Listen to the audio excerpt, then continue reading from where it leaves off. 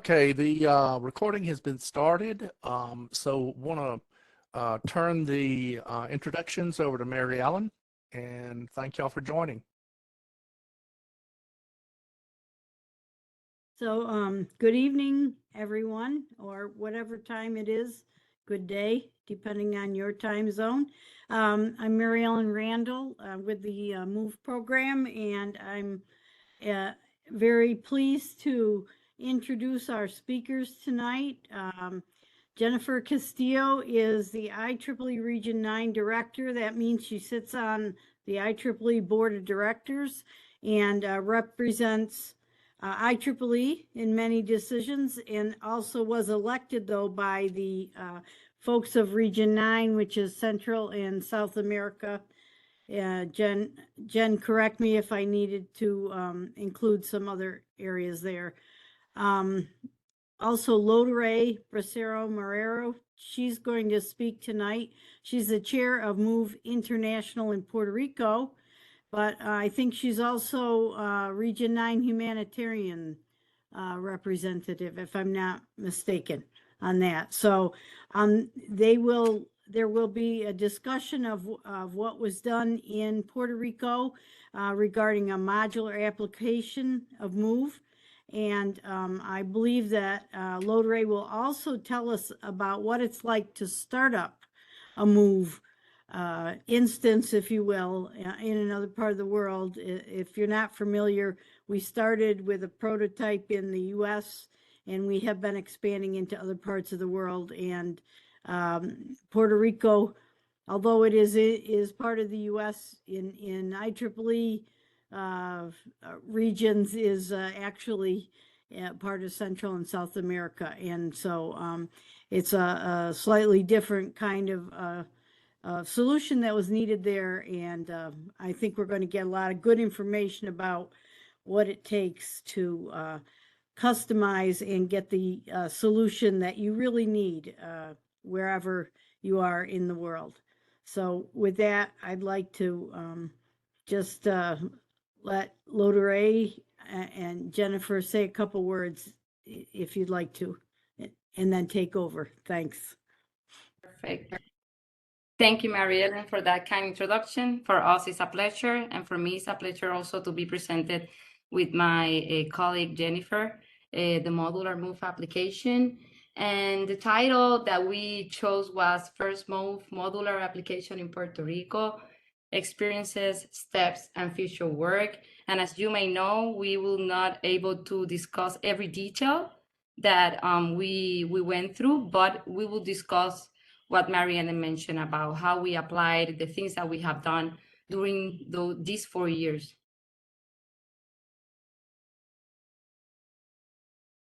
So as Mary Ellen already presented I'm actually the Region MOVE coordinator in Region 9. So I'm working with other humanitarian activities in the Region 9. And I don't know, Jennifer, would you like to add anything for your presentation after? Good evening, everybody. So as I was introduced, I'm Jen Castillo. Mary Ellen already gave some nice background about me.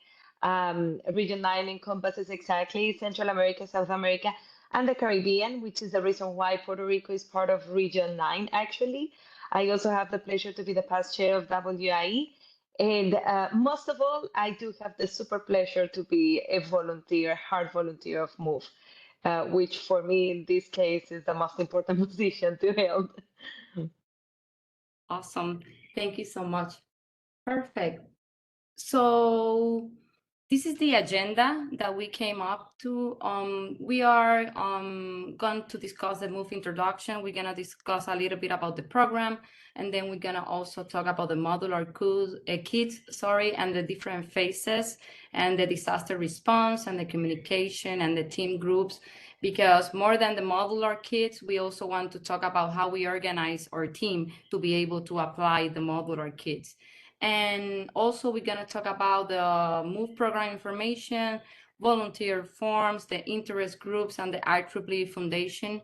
And at the end, as Mark Torres mentioned before, we're going to take questions. So feel free to drop them in the chat or then have it ready at the end of the presentation. So as many of you know, MOVE is an emergency relief and community outreach program, and we are very proud to be part of this program and have this opportunity. In USA, we have 2 trucks, and in Puerto Rico, as Mary Ellen and Jennifer mentioned, we have the Modular Kits. And correct me, Mary Ellen, if I'm wrong, but I did the math, and we are celebrating this year 8 years from the MOVE program. So congratulations to all of you to be part of this program, and you as founders of the program. And the MOVE trucks has different technologies, right? And they have satellite, they have radio communications, they have energy power generation. But in Puerto Rico, we did not apply the same, the trucks, right? We use some of the technologies that the trucks has to Puerto Rico. And now I will give it to Jennifer to start explaining the modular MOVE and how we took those technologies from the MOVE trucks to the MOVE modular. Go ahead, take it away. Thank you, Loderay. Okay, so this is back in the days when we started, and although everybody would like to have a truck and have this workspace and offer these kind of facilities to also the volunteers that are deploying, etc. At some point, it is just difficult to do it everywhere. So the main idea of the modular MOVE, and this came from the very initial meetings that we have with Grace and Mary Ellen, with Jim, it is that we would like to have a modular MOVE that is replicable, first of all. So this is a kit that some other sections, some other countries can take, can make them their own, but it's easy to be replicable. It also should fit needs of different disasters events at a global level. And this is because although disasters can be different, there are many common things that are needed for the deployments. And that's one thing that we needed to understand when we began, because for the MOVE volunteers, it is very clear. For us, for example, for many of us, it made a lot of sense once we were in the first deployment, but we will talk about that later. So making sure that we could cover many needs that are needed in this kind of disaster response. Also to manage an annual maintenance, because the MOVE trucks, they cost. So we and the MOVE kits as well, but we need to balance how much per year and what we can actually juggle. And although it may not have the same capabilities as the truck, it has to be enough at least to support or kick off the response in alliance with an organization like Red Cross. In our case, we move forward with Red Cross as well. It should be portable, it should be easy to store. So with that being said, we sat down and with the example of the modular MOVE that was a prototype, we decided to go with the 4: power generation, power storage, device charging, and radio communications. Next one, please. So this is how our beautiful kit looks like.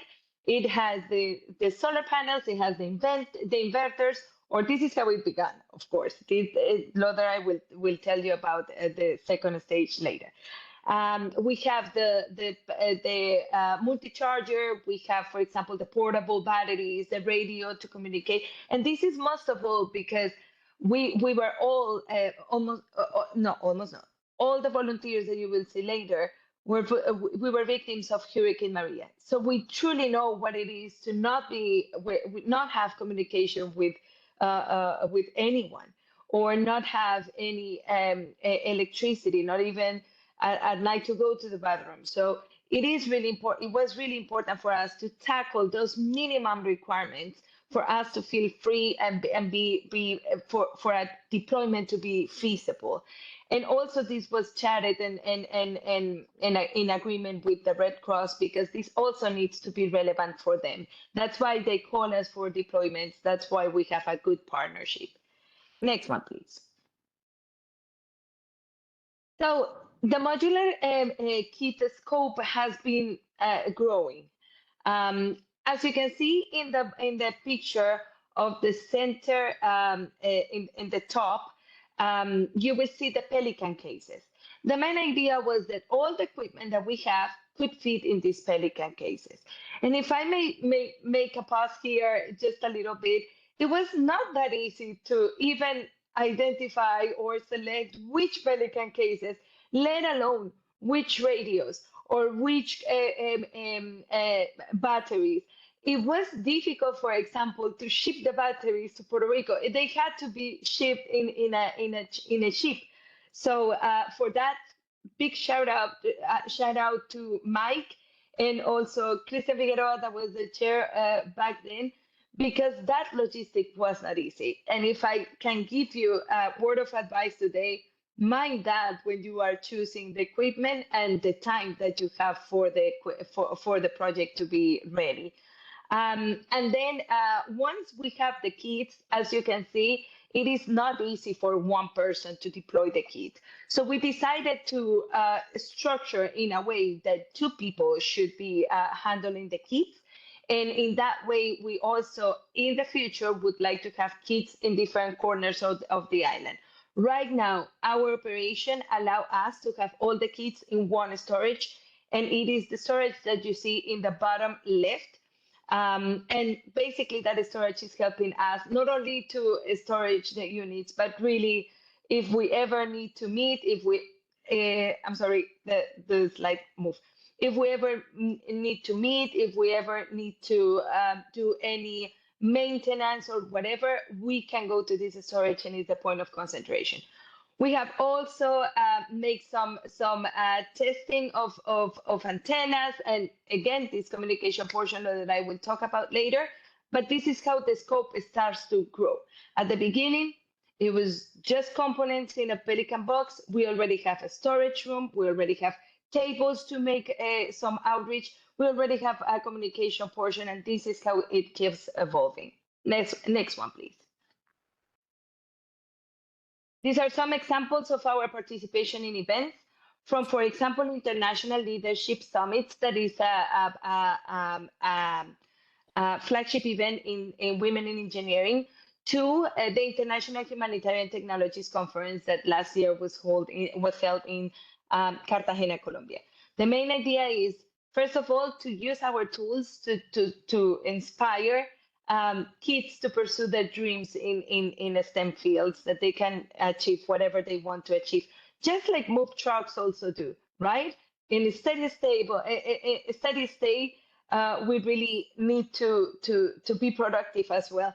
And then in the different activities that we have in Region 9, we truly try to include these tables for awareness for other sections to replicate these, because this makes a difference for the disaster response, and we all want to be useful when this happens. So this enables volunteers. Next one, please.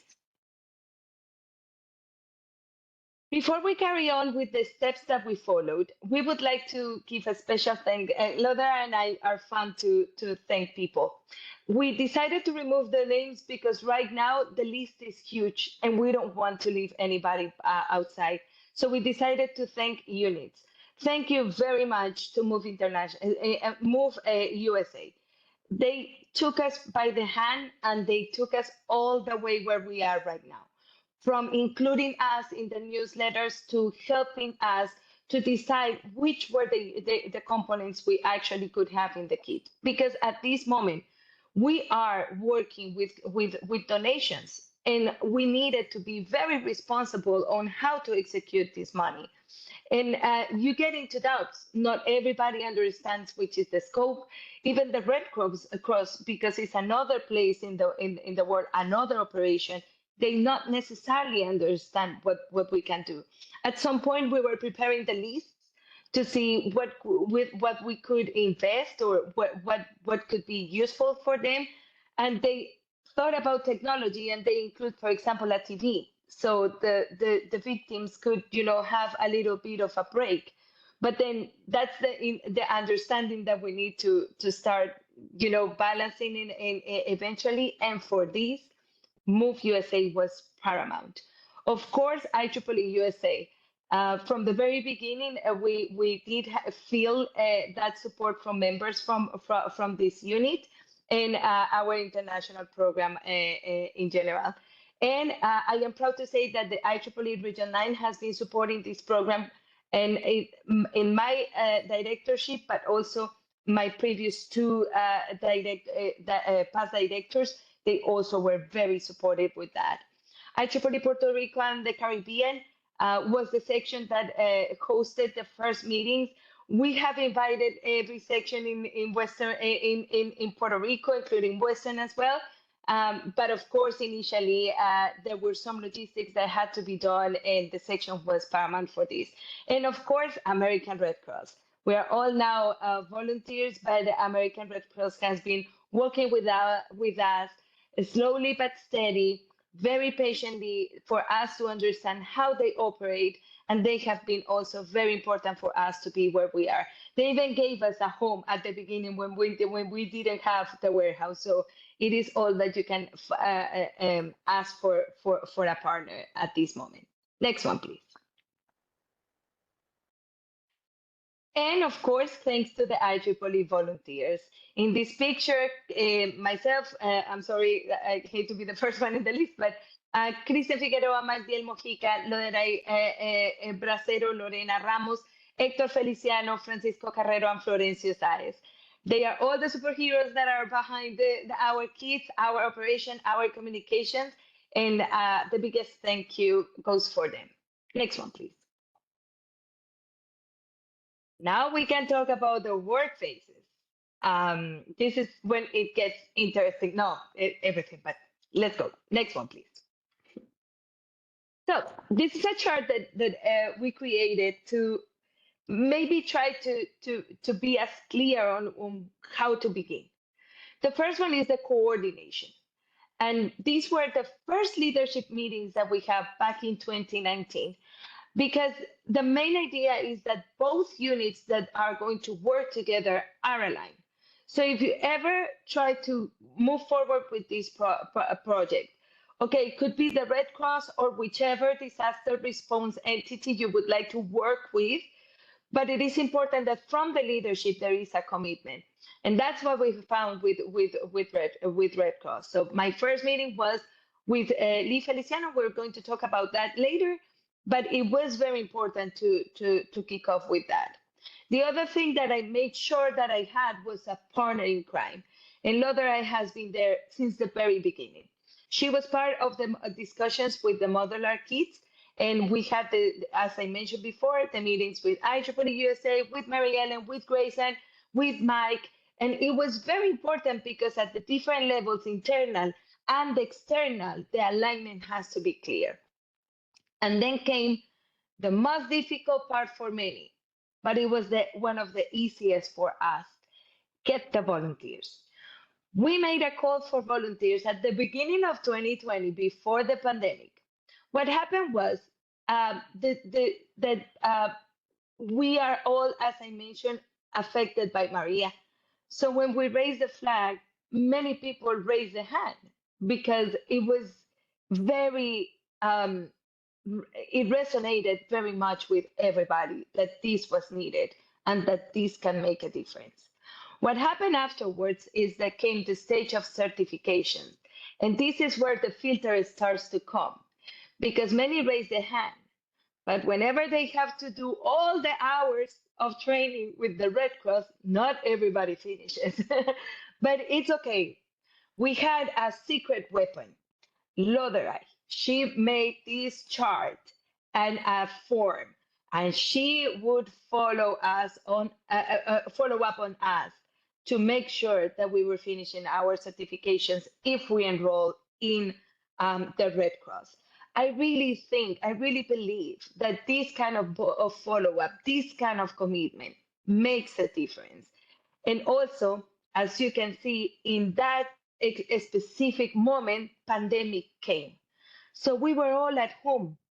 And that also for many could be challenging. For many, of course, the pandemic for everybody could have been a different experience. But for us was the moment to invest some time to give back to the humanity. And we make sure that we enrolled in the Red Cross and we went through the certifications. And then the kits, as I told you, it is so difficult to make the decision because you have people like Mary Ellen or Mike that are telling you, here, we got the money from the new initiatives committee. We're set to go. Let's place the orders. Let's have the modular kits ready. We had September coming, that is our hurricane season. So we were trying to move fast, right? But then you have a Jennifer that is full of hesitation with the Loderay, with the Christian, with all the volunteers that were working together. Why? Because it's donations that we are talking about. So making the decision of what to buy is not just natural.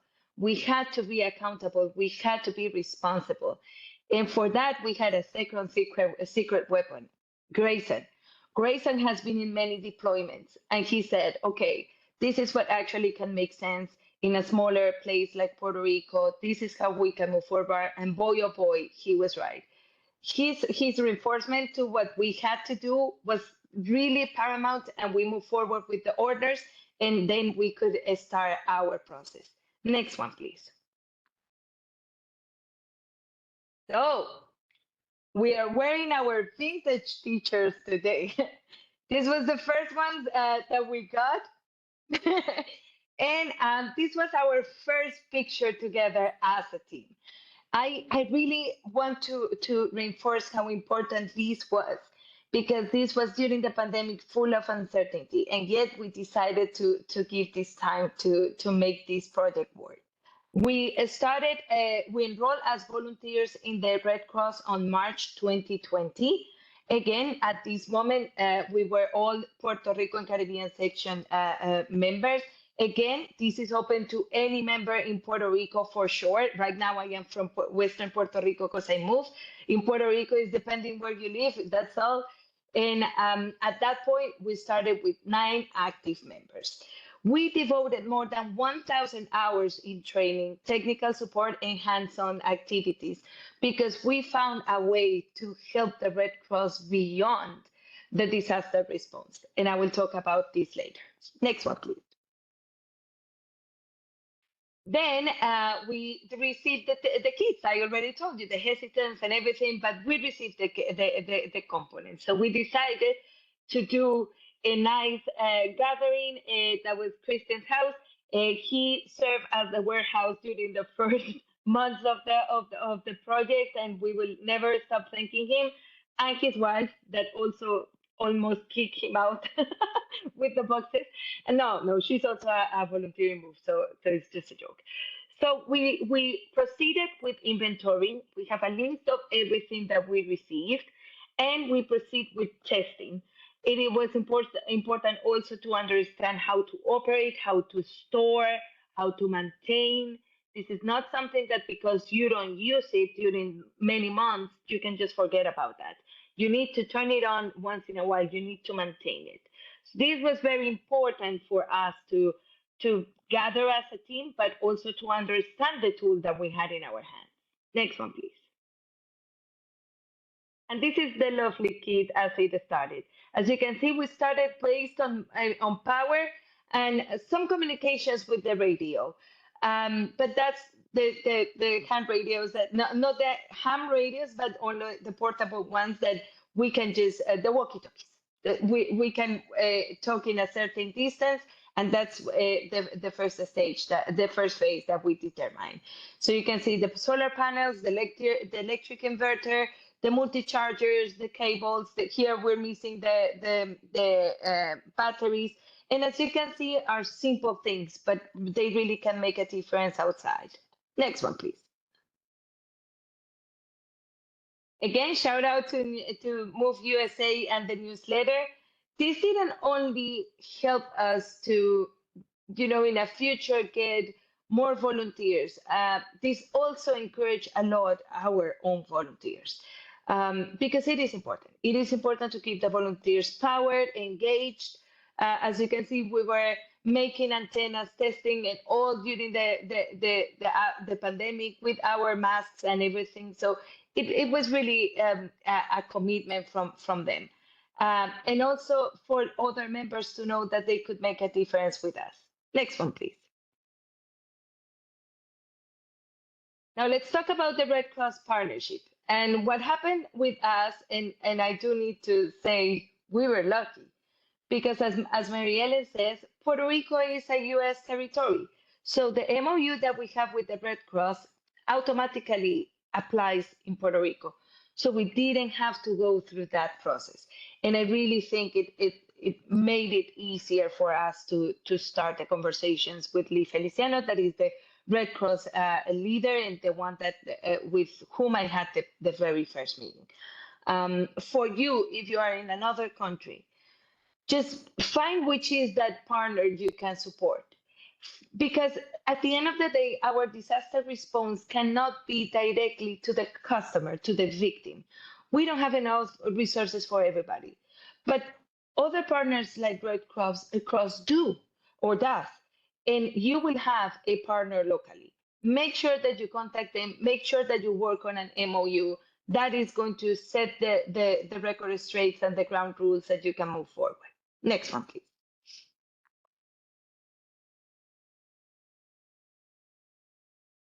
So as I mentioned, with Red Cross, we didn't only focus on what we could do in DROs, that is disaster recovery, recovery operations.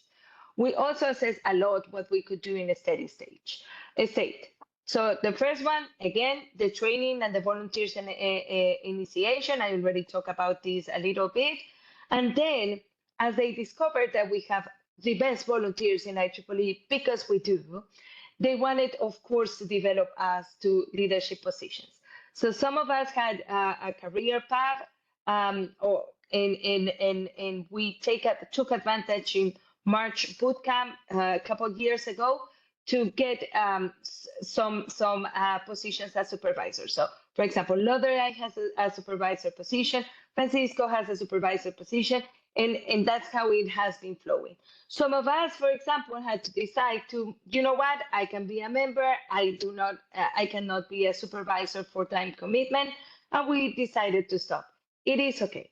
The career path within the Red Cross is volunteering. So it's as much time you can devote, and they will appreciate every time that you can put on. We also had some hands-on training, most of all the installation of the satellites that the Red Cross has. And because we are we are DST, Disaster Service Technology members, and we also support the Red Cross with their equipment, not only with ours. And we also support with the preparedness calls and the disaster cycle service workforce that we are going to talk about that in a minute. With the disaster recovery operation, the DROs, we did have a couple deployments. First of all, we do have a volunteer in disaster action team. Those are the ones that make the assessment. Is the disaster assessment team. And then we are all disaster service technology. What is this? The Red Cross, they have different divisions, as many of you may know. And it depends on which is the stage of the disaster the recovery operation that they will start calling different volunteers. For example, DST is not deployed in every disaster response. So we just need to keep an eye on, but the fact that we have somebody in the DAT is helping us to be prepared. We already had the opportunity to be in 2 deployments, as I mentioned, the DR 536 in February 2022. Those were floatings, but heavy floatings. And the second was in the DR 823, and this is for the Fiona hurricane. Next one, please. And by the way, in the Fiona hurricane, we received 2 fantastic volunteers that are currently some of the top class that we have. Okay. So again, our partnership with Red Cross, we had a tremendous team that was working with the disaster cycle services workforce. How? They were developing tutorial videos so we can actually help the Red Crossers to use their platforms to understand how they can move around. We have 3 IEEE members supporting this operation, and they were giving technical assistance bi-weekly to all the Red Crossers. I don't want to, I want to be very cautious with the way I use these words. Not the Red Crossers, they are there because they have the heart and the time to put it for a disaster response. But not everybody knows how to, is tech savvy. And then we identify that, and that's how we start working with them. Even during the pandemic, not everybody knew how to use Teams. And we gave a tutorial on how to use Teams, only so they could attend to the different meetings and be involved and not be discouraged. These workforce actually address problems with access to Red Cross pages, changing primary email, resetting password. Even if the reset password, you can look it in Google how to do it. Not everybody has this intuition, so they were helping everybody that needed any support.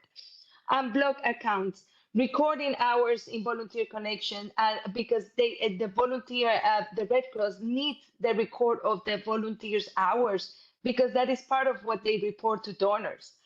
And of course, explaining the difference between the different platforms, because they have different platforms to do many things, from Edge to volunteer connection to the website, etc. So they were 3 amazing volunteers that were making this happen. Next one, please.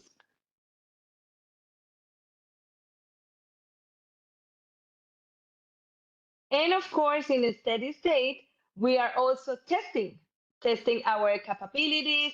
If the Red Cross is deploying or receiving new equipment, we will join them, we will learn from them. And that is an essential portion of what we need to do. Be prepared so we can give the proper support to Red Cross in Puerto Rico. Next one, please. And this is when the things get even more interesting. It was our first deployment in 2022, but before talking about the first deployment, we decided to make the handover in this slide, because if there is one thing that is important, is to understand that the continuity of these programs, it's about a strong team. As I was moving forward in MOVE, I was also moving forward in my career in IEEE. And although it was very dear to my heart, it is a program very dear to my heart, and I am still a volunteer, it is important also to know when it is the moment to pass the baton and identify the future leader and give them the opportunity. And as I mentioned from the beginning, Loderay has been my partner in crime from the beginning, and that was an easy decision. And it was with a lot of confidence that I passed the baton to Loderay on January 2022. And it was with more confidence that Loderay took over this responsibility and faced the very first deployment that we ever had, just 1 month after she was in charge of the program. So with this, I'm very proud to give the floor to Loderay. Loderay, all yours. Thank you, Jennifer. Thank you for those kind words. It's really a pleasure. And yes, as Jennifer mentioned, now we're going to talk about the deployments. And let me turn on this video. Hopefully you can see it. I'll take the audio out. So this is the first deployment, and it was flooding in the north area of Puerto Rico, Cataño, and Tabaja.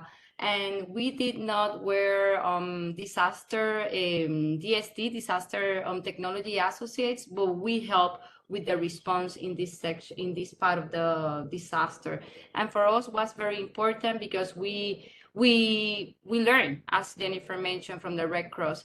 And then in the recovery sites, as you can see in these pictures, we were able to set up hotspots and help people with technology, help people with activating the hotspots on their cell phone. Driving the first car in the Red Cross also was pretty exciting. And it really helped us to understand, as I mentioned, how the Red Cross work and how the IEEE could really help the Red Cross as well. So it was a very nice experience. And this is Nori Bonilla, our chief at the logistics department in the Red Cross chapter, and she has been there for all the processes. Okay, so let's talk about the second deployment, which was the first modular kit deployment. So we received, I remember that we had just received the Pelican cases, so we were able to deploy one of the kits with the Pelican cases, and this is more or less the workflow that we followed. We were very lucky also to have the storage of Jennifer and Francisco. They borrowed their storage, and also Christian and Lorena. So we pick up the kits. We transfer the kits to the Red Cross storage, and then we move it to the headquarters. But as you can see in the dates between the storage and the kits moved to the headquarters, we waited until the disaster passed, and then we went to the headquarters. We report ourselves as active volunteers in the DRO, and we started with the kits deployment. And we moved all the kits to the headquarters, because from the headquarters, it was decided the recovery site. So we moved all the kits there, and that gave us the possibility to be able to move the kits wherever was needed. And this is the picture and the dates that our kits were first deployed in the field with the recovery workers, and we were able to connect around 12 a dozen of recovery workers in an area in Toa Baja. So we were pretty excited about that. And then after all the DR, as you may know, it could be chaotic in some aspects. After everything was finished, then we returned our kits to the storage. And I want to mention, and I think Jocelyn is in the call, the great support from the MOVE USA volunteers in the disaster. It wouldn't be the same without that support, because we really understood, and they helped us to understand how the modular kits could be applied in the disaster response, because it was our first time being deployed with the kits. So it was really helpful. And I want to shout out to the MOVE Weather team that helped us the very first days, and we received those updates about flooding and other weather conditions. And it was very helpful, because as you may know, you are working in a lot of things during the DR, and having that first-hand information in your email and condense and summarize, it really helped us to understand the conditions in the areas that we were visiting.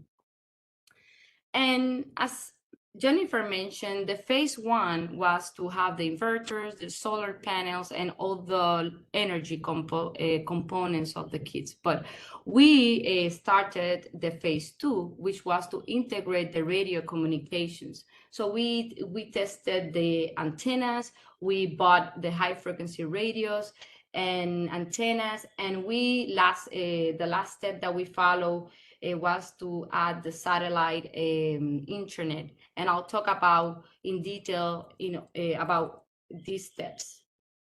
So this was a big milestone for MOVE Puerto Rico and for the MOVE program itself, because we were able to test the MVS antennas designed by Butch and Bob Melville. And we chose 3 locations in Puerto Rico, 3 universities, the Polytechnic University and the UPR, the 2 campuses in Mayagüez and in the south. And we were also very lucky. You see, this is a map I did about the repeaters in Puerto Rico. We were very lucky to have the great support from the radio amateur community in Puerto Rico. As you may know, it's a very big community, and it's a very strong community. And they were saying yes to do this testing, because by then we did not have any person with the technicians licenses or general. And that's why that's when Hector Feliciano, for example, came up as a general, and it really helped us to understand and be able to do the testing in Ponce. So we were very lucky as well to have Hector join us at that time. And this is the promotion that we did. This is the antennas in the site, and we did this, as you may know, we are very visual, right? And we did all these components to the antenna test because we wanted to have a very great testing. And we did this, and we were very lucky to receive Butch and Jay for the first time in Puerto Rico, and we were hosting those colleagues, and for us was a pleasure and an honor to have that trust from the MOVE International Program to receive those colleagues in Puerto Rico. And this is a very nice picture, and I think it's one of my favorite picture, and this is how the off-grid setup worked with the modular kits. We were able to connect the radios, the antennas, and everything using our inverters, and that really replicate a disaster recovery operation. If we expect, as you may know, I'm sorry if Puerto Ricans mentioned so much the Hurricane Maria, but it was a big deal. When you don't have electricity, when you don't have power, it's really very important, right? And I know that you have been survivors of all the disasters, so you may know what we're talking about. So we replicate the off-grid scenario, and it worked perfectly with the inverters and the radios. This is the MayaQuest team. What we did is we came up with a calendar of 5 days or so, and we first installed all the antennas in each of the sites. And after we installed the antennas, we did the testing on Saturday and Sunday.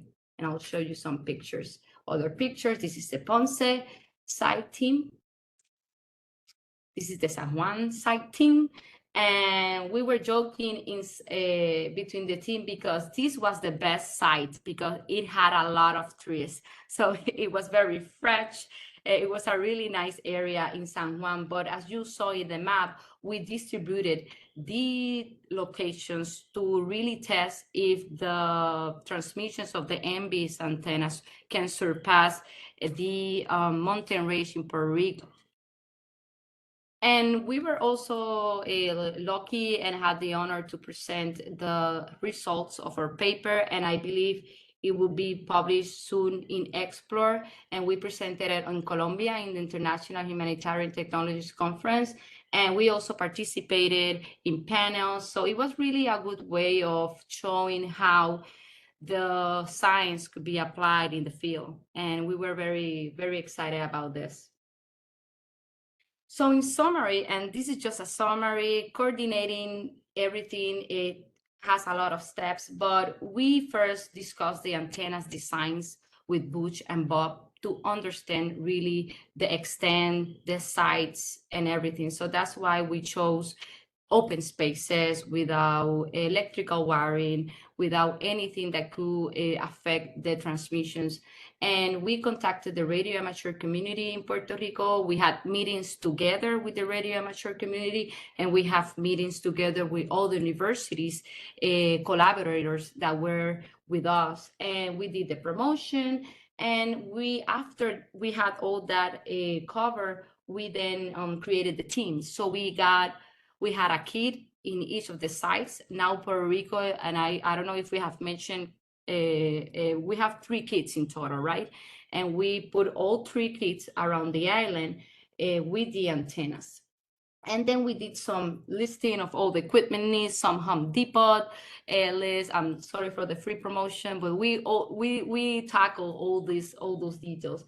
And at the end, we then wrote the paper together with Butch to share the knowledge and the experiences.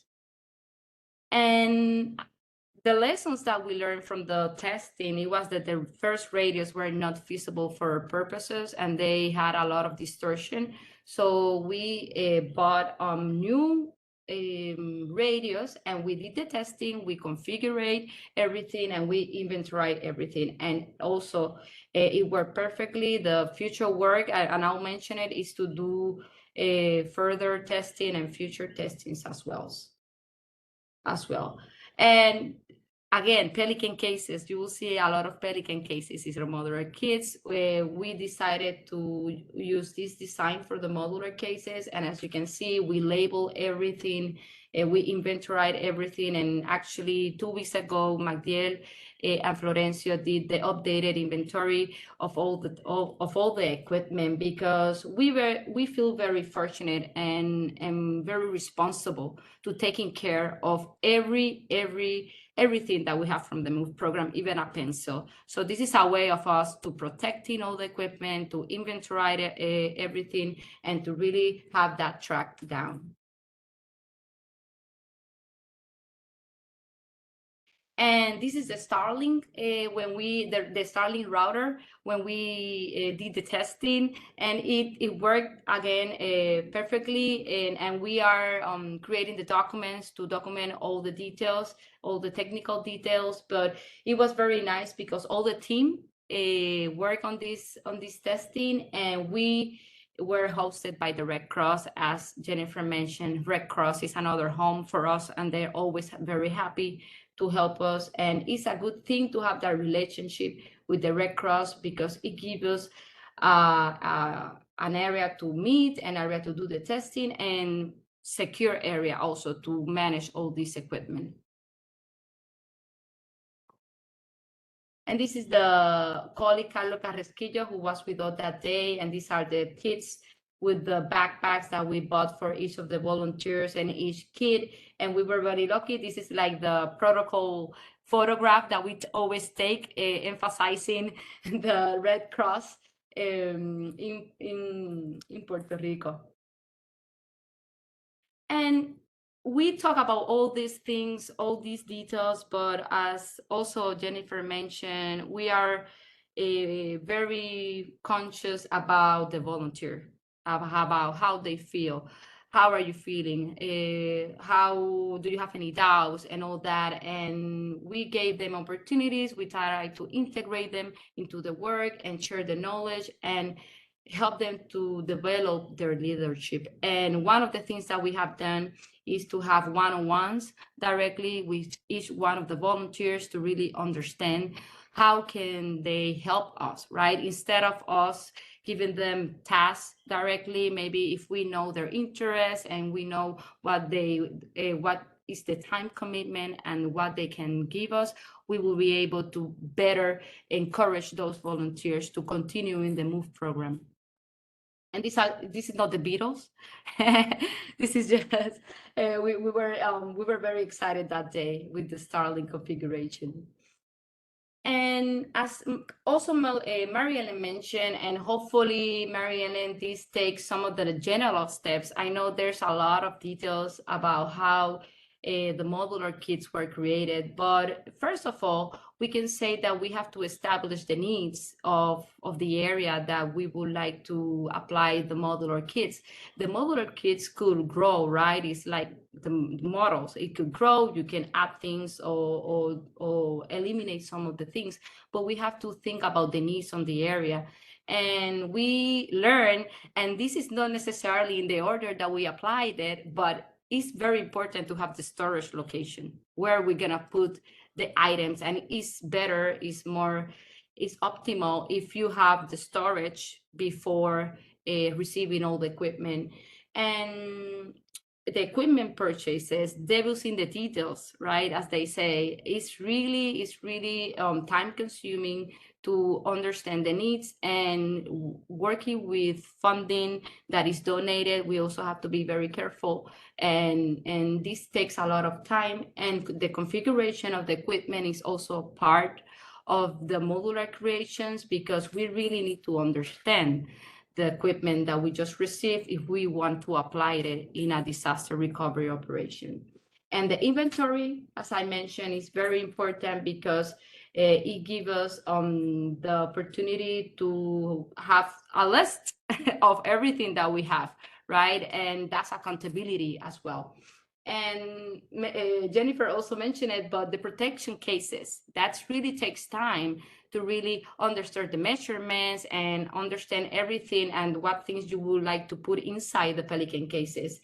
And we are mastering. Thanks to Francisco, he teaches that, and really it's really good to learn that.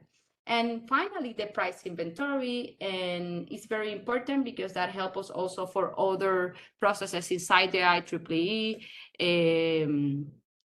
So we did that as well.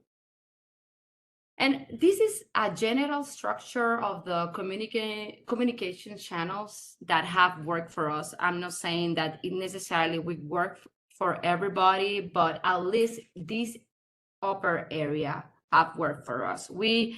I like to keep the communication channels open always. So we had a MOVE International meetings with the coordinator, which is Mary Ellen, Mike Wilson, me as a chair, and now that I am the Region 9 MOVE coordinator, but I'm still the chair in Puerto Rico. We had these good meetings every 3 weeks to keep the work flowing, to give us any advice, to see what needs we had. So we really appreciate that time. And really, they were very, still short meetings, but very, very productive meetings to really plan the work in Puerto Rico in other levels. And at the end, here we can see the different groups that we have in the MOVE Puerto Rico team: the American Red Cross team, the maintenance, communication, fundraising, volunteer engagement, and outreach. And these are the volunteers, and this is how we divided our working groups. And again, thank you, MOVE USA, for all your example. As I always say, you are the path that we should follow, and the path that every MOVE team should follow. At the beginning, always you have room to change, of course, depending on the location and the needs, but we really admire you, and we are trying to follow your path in these different teams. So we have the radio communication, there's Florencio Saez and Hector Feliciano working in this group as the leads. There's the Red Cross volunteer, there's Francisco, me, and Florencio. The STEM, we have other 2 volunteers that we recruited, so we are working on to determine if they will be in the STEM group. And the equipment maintenance, Magdel Mojica and Florencio. The volunteer engagement, me and Hector Feliciano. And the fundraising, Jennifer Castillo and Magdel. Thank you all for saying yes to be part of these groups.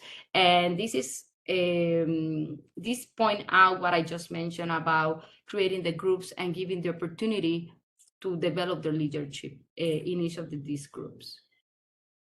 Okay, and one of the things that I am always like to mention is how the V tools and the Collaboratech tools help us to organize and give continuity to the work that we do.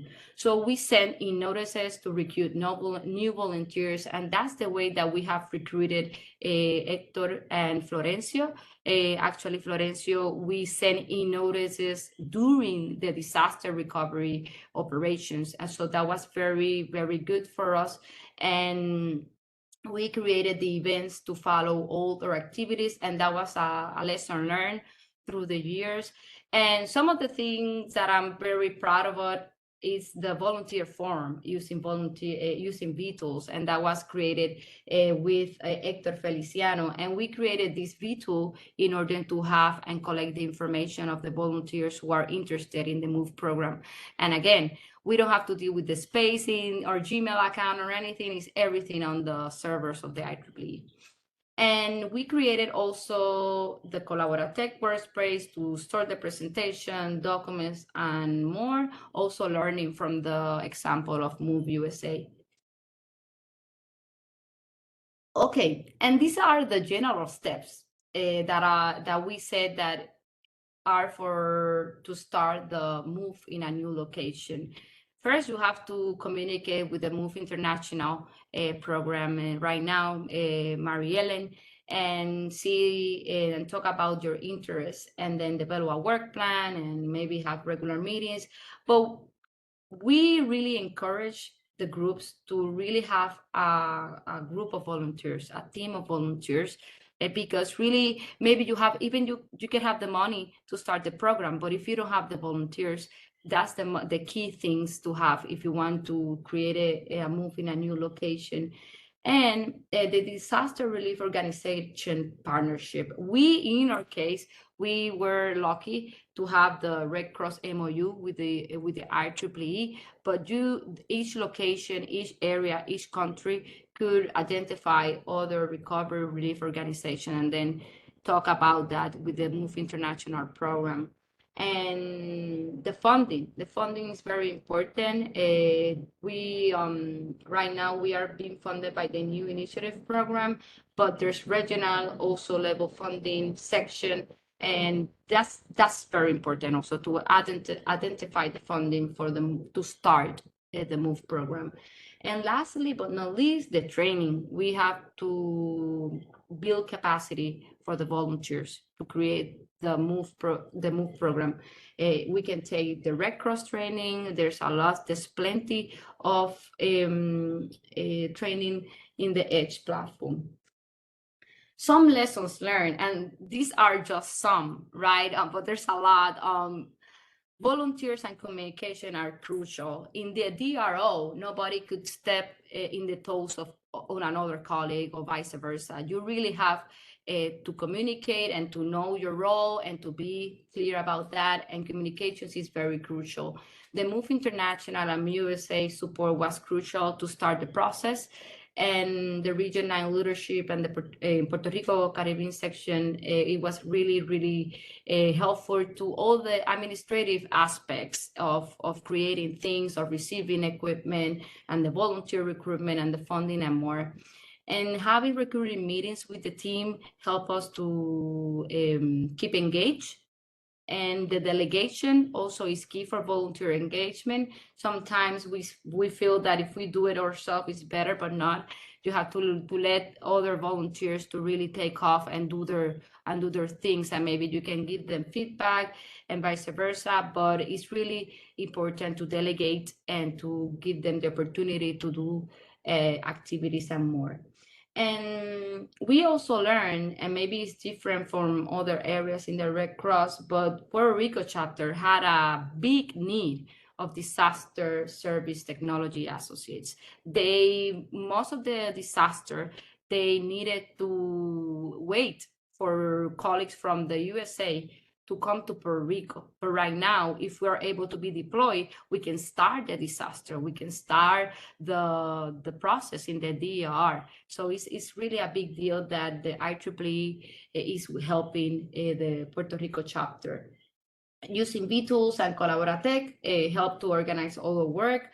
And we learn also that it's crucial to have that Red Cross relationship during not just the disaster, but the steady state. We have to build that trust between each of the organization. And for now, we have built it very well. And one thing that we learn also is that you have to be aware of the time management between the IEEE MOVE task and the Red Cross. When we started, we just had to take training with the Red Cross, but the program continued evolving. So we needed to then learn that we needed to do things for our program instead to the Red Cross related tasks. So that was something that we learned through time. And good pictures. And I know that sometimes I can bug a lot about that. And now we have Hector that is helping us greatly with that. But that was a constructive critique that Mike Wilson gave me. And yes, you have to take the time to take good pictures because people need to see what we are doing. And the Red Cross values also are really helpful to understand the humanity behind what we do as IEEE MOVE members. And for me, that's wonderful. Loderay, may I add one extra to that? Sure. It is okay to not understand what you are doing. And that's something we learned very hard in our first deployment. We did not know where to stand, what to do, what to suggest. And we are IEEE members and volunteers that tend to know how to move around our IEEE, correct? But you go there and you really, you just need to do whatever it will be useful for the deployment. At some point, you will be deploying your kit and doing what you really want to do with MOVE. And sometimes you just have to set up phones for the Red Cross. And both of them are equally important and equally okay. So to be humble in the deployment and also to be comfortable with being uncomfortable. Great point. Thank you. Awesome. And some future work, and we already created our work plan. We discussed it with Marianne in our budget, and we want to continue doing this radio amateur certifications, general, and actually we just, Hector Feliciano just got his amateur extra license. So we are very proud of him. And continue the training, Red Cross, FEMA, everything, the STEM activities also to do UPR and other schools, create disaster response scenarios with the modular kits, because as Jennifer mentioned and we learned, there's different levels, right, in the disaster. So not necessarily the kits will be applied. Mary Ellen, would you like to say anything? Oh, awesome. No, I'm Thank sorry, you. I was trying to clap and I put my hand up by mistake. Sorry. No worries, no worries. Thank you. So we did all that, and we really help. It really helped us, right, to understand the disaster scenarios. So we want to develop the documents to see if we have a level 1, level 2, level 3, level 4. What is our role? If we only have 2 volunteers that are able to be deployed, what can they do? All that. And we want to create the fundraising packages adapted to MOVE Puerto Rico to also to continue helping the IEEE Foundation. And we just send the translated STEM books that Melody created, and we want to adapt it after it's edited to Puerto Rican Spanish, and then in the future, as you may know, to Colombian Spanish, to Peruvian Spanish, and adapted to each of the regions, right? And we want to support, as Grayson also approached me, to move ESA to the Modular Kits application. And in the future, now my new role, right, is to promote MOVE program in Region 9. And I'm very proud of this new opportunity that I have to really talk about this program. And feel free to take screenshots, and now we're gonna have the recordings, but these are the QR codes for the volunteer form if you're interested. I'm not seeing the total attendees in this call, but this is the volunteer of MOVE USA, and this is another form that I created for the interested people that they are interested in the MOVE program. I started this in Colombia. So feel free to fill one of those if you are interested in the program. And we have the Facebook page, so feel free to follow us, and the web page that we try to keep updated. And feel free also to donate. I have learned something during my life. Not everybody can help the same way. So if you want to donate, you can go to this page and you can donate to the international program of the MOVE USA program, and you can put recurring donations or a one-time donation. So thank you for your support if you're able to donate. And I want to finish by this. These images were posted in the DST working groups inside the Red Cross Matrix, as I call it. So it's about the mission. It's not the position, it's about the mission. So I want to emphasize how that mentality has helped us to continue the work that we're doing. And we became disaster supervisory. I became chair, I became coordinator of the Region 9, but really it's the mission, is what we are doing for humanity, is how we are advancing technology for humanity. And MOVE program is one of the programs of the IEEE who really, you can see that in the field, in the people, and how it's applied to the humanity. So thank you for your time. And we now will take questions or comments. I haven't seen the chat, but it has been a privilege. Thank you. Jennifer and I will take questions. if they are, I don't know. I saw I monitored the chat as well with Mark, and I think Hector addressed plenty of the questions. I just addressed the last one, but Mark, I don't know if you would like to go ahead and read them or whatever. We're here to follow instructions. Okay, so I guess one of the first ones that I got was we'll share a copy of this deck so that we can post it to Collaboratech. Yes, sir. Okay, fantastic. I think a good many of the questions, I know that one question came around the radios and how they were being used on the island as far as using ham radio frequencies versus the FRS frequencies. I believe that, let me see, where was that? Hector answered that one. Michael, did you have any remaining points that your questions you had regarding Hector's response? Mark, may I suggest something as we are recording Yeah. and does the chat is being recorded also in the What I'm planning on doing is before I close down, I'm going to copy that chat into a Word document. okay, because we could read them out loud. Yep. Oh, okay, perfect. And I think that Laura Creighton had a question about noise using the Echo Flow inverter, and Hector, I believe, also answered that one.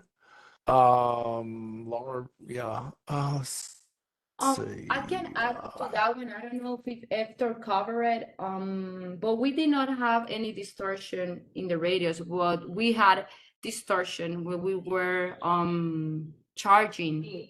The solar panels, yes. Correct. Mhm. Perfect. Awesome. That's the only thing. And I know that Bush explained me very scientifically, but that's something that did not affect us because the radios only consume 5 watts. So that was, we had plenty of charge to run the radios for many, many hours and days. Loderay, also just to mention, Malcolm shared a radio community a blog, like a sharing point or blog where we could also learn a little bit more about how to mitigate that. So I already copied that.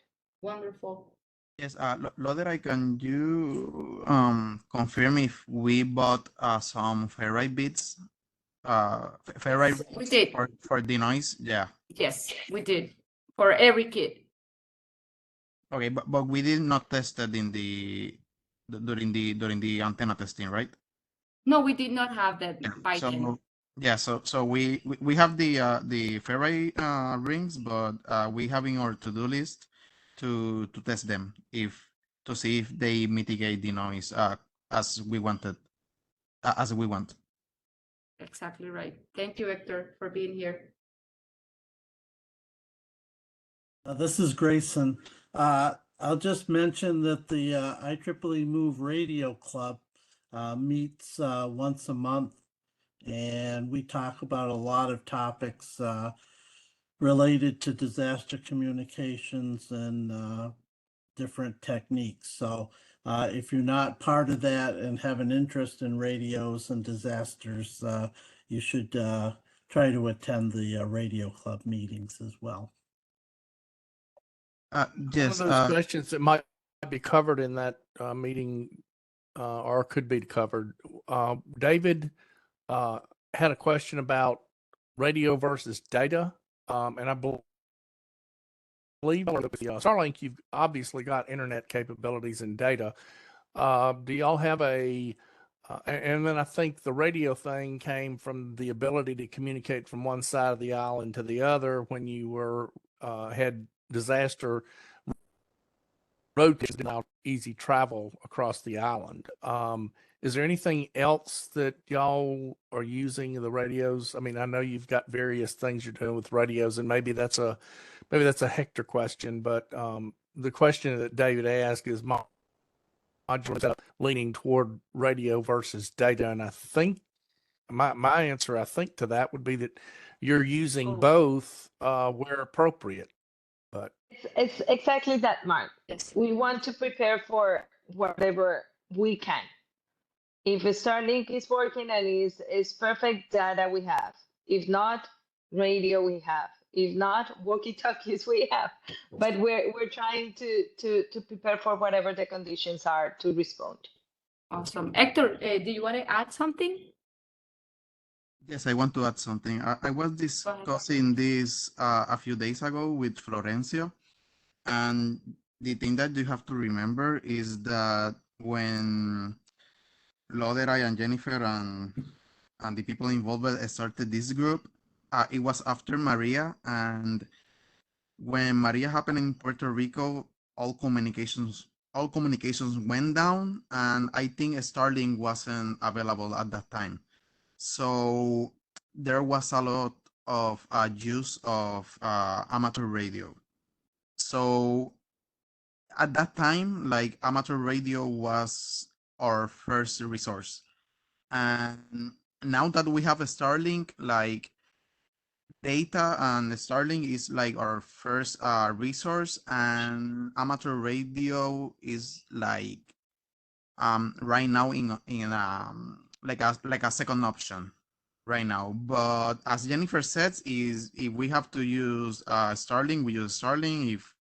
If not, we have amateur radio. Perfect. Yeah, and now we have to update the modular kit picture with the radio and the Starlink and all those nice pictures that we took with professional cameras. Yes, but the idea is that the volunteers that is deployed with the kids have those options to help the Red Cross recovery disaster. And Andy had a question. I don't know if that was answered. How did you use the kits? Andy, would you like to do the question? Yeah, just trying to understand what kind of information you were sharing. Was it like shelter requests for the Red Cross, or disaster assessment information? What kinds of message flow were you sending over the radios? Oh, great question. So actually, when we were between the three sites, we just were recording the call sign and that information, and we did not it was not a disaster. If you're referring to the antenna test, we were just recording the call sign, the quality of the transmission, the watts, and all that information that Butch prepared, but not recovery or any third-party transmissions or anything else. Okay. So you haven't used the kits in a DR yet? Would that be true? With the radios. In a disaster operation response, no. Oh, okay. That's to come. The radios, no. But the electrical portion with the panels and the inverters, that has been used already in a deployment. Okay, thank you. Yeah, you're welcome. Thank you for your So, question. Yeah, we can just got, yeah, go ahead, Mariellen. I was just going to say, one of the purposes of that test was we had very low powered radios. We knew where 3 points on the island were that tended to get cut off in a situation like Maria. And we were trying to see, we tested 2 different antennas with it.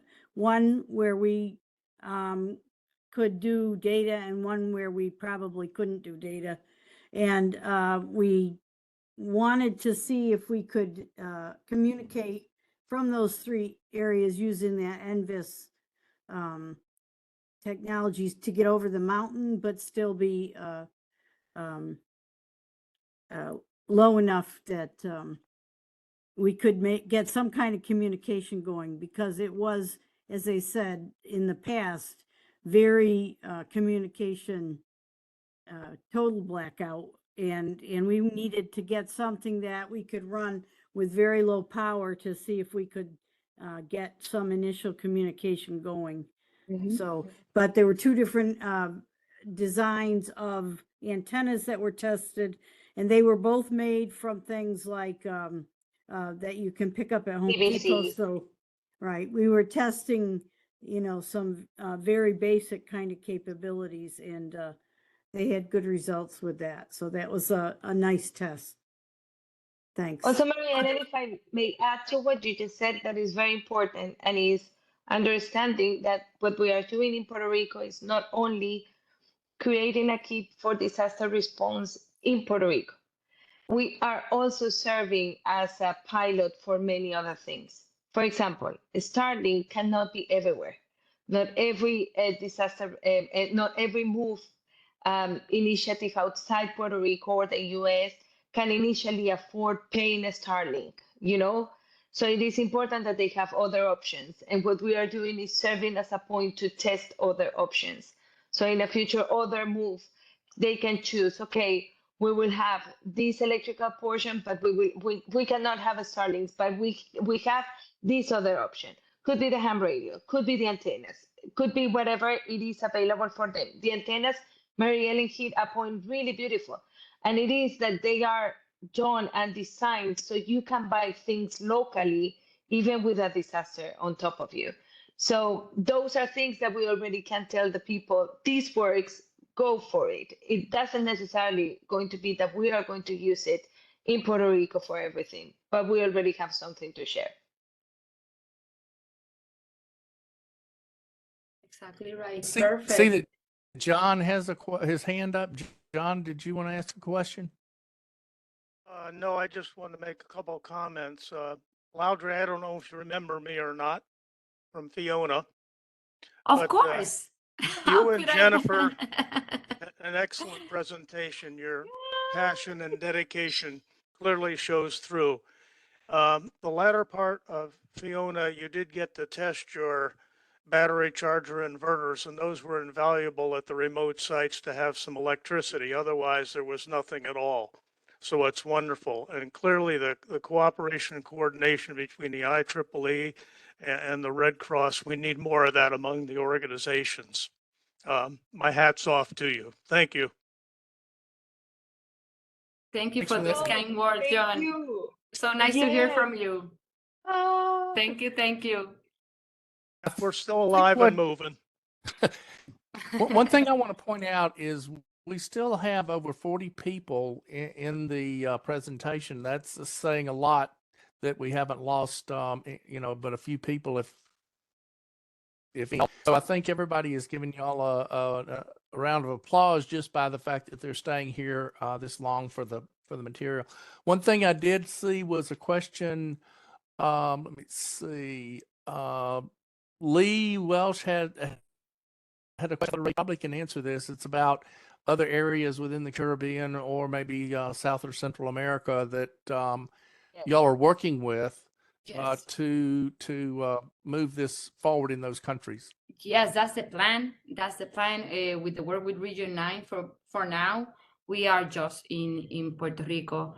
But as Jennifer mentioned, we would like to help other volunteers and sections or local groups that are interested in creating the MOVE program.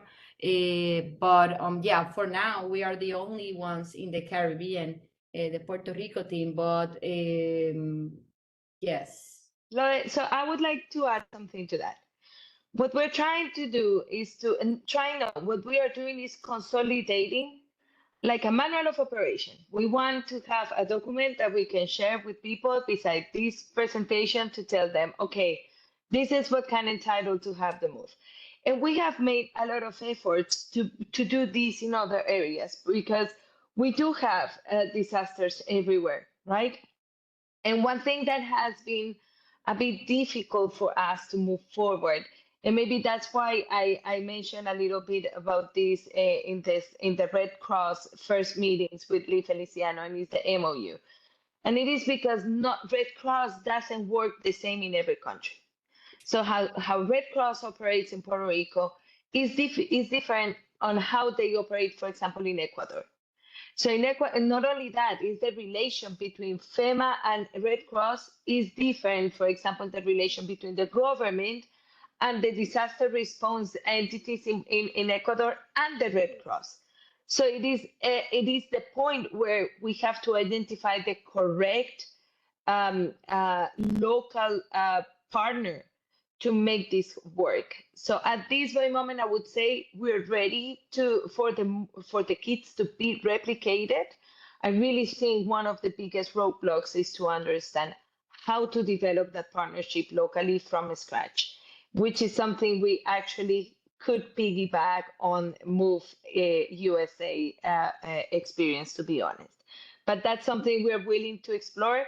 And I really think that this is something we are going to include in that document that we prepared. Excellent. And I just want to emphasize, John, of course, I remember you. I don't know if you saw your picture there. And another thing, Grayson mentioned the radio club, and one of the things that we have learned also is not duplicate efforts inside the program. And for example, the Move Radio Clubs has a lot of experience. It has more years. And what we have done is to encourage our members to join the radio club, to join the weather team, to learn, to do testing, to assist in their efforts. But we don't want, and I have been very conscious about that, of not replicating efforts in the MOVE program to be able to be more agile and be more efficient in our work. So thank you for pointing that out, Grayson. And I think Florencio has been active, and Hector as well, in the Move Radio group. And we really encourage everybody to continue working with that. I hope that in the future we can also join other groups as the Move Weather team more actively.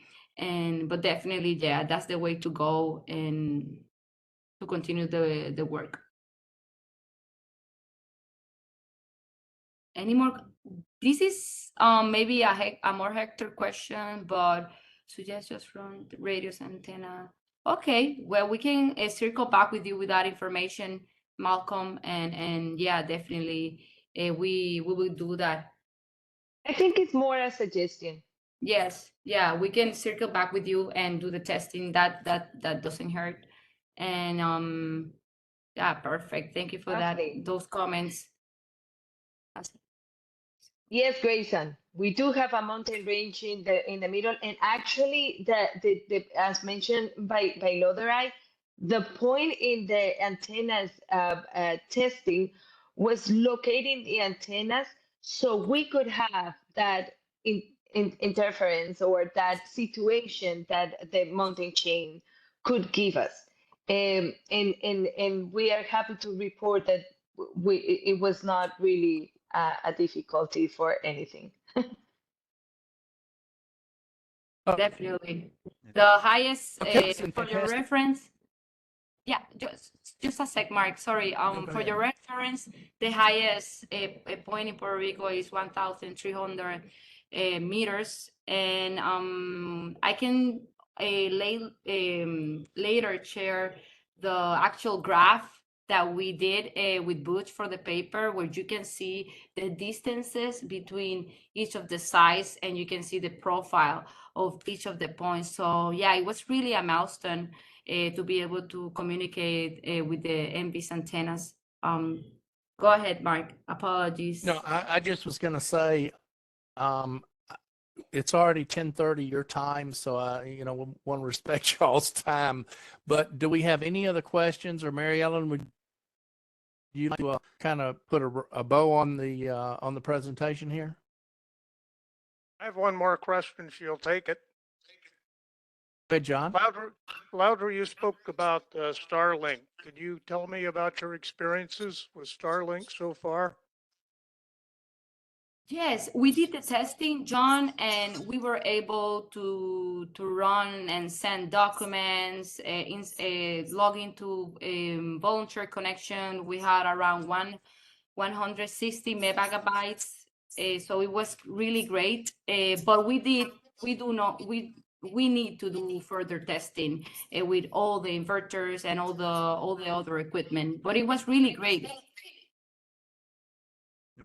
So I want to Yeah. answer something quickly.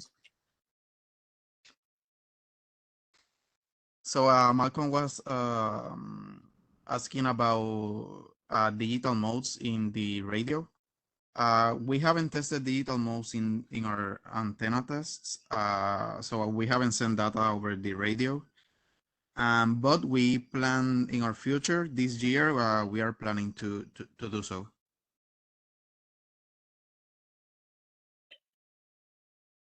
Yes, thank you. So Awesome. I just like to speak or thank our, not only our speakers who did an excellent job, but also the entire team from Puerto Rico. I don't know if it really came out in this presentation, but they started during the pandemic in 2020. And I remember they had an interest in it and asked if we would give them a presentation on MOVE. The only thing that was available was to do a talk like this. And at the end of the talk, all the people on the call said to us, how do we sign up? How do we get started? And so we started working together during that time when we were all locked down. And it was an incredible experience, and very proud of this team. They're doing an outstanding job, and we're so glad to have them there. They're doing, as I said, a lot of work to make it possible for others to follow, and they're documenting what they're doing, and we're doing all the good engineering things so that other folks can carry on in other areas. It's really important that we adapt the technology to where we're going with the MOVE program, because it's not one size fits all.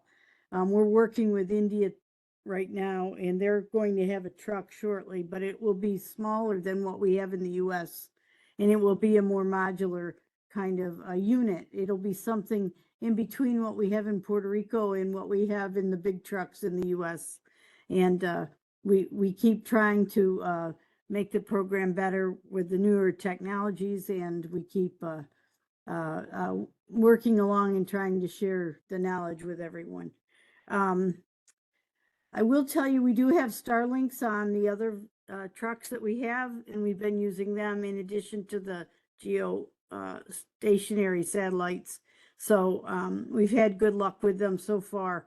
And but as was mentioned, it's not available everywhere in the world yet. We're lucky that we could get them in Puerto Rico and try them out there, as well as in the US mainland, to try to get a feel for what's going to be possible with smaller kits. And I don't know if you noticed, but in the one picture where there were 3 people with backpacks, those backpacks were the Starlink kits, and they had everything we need in there.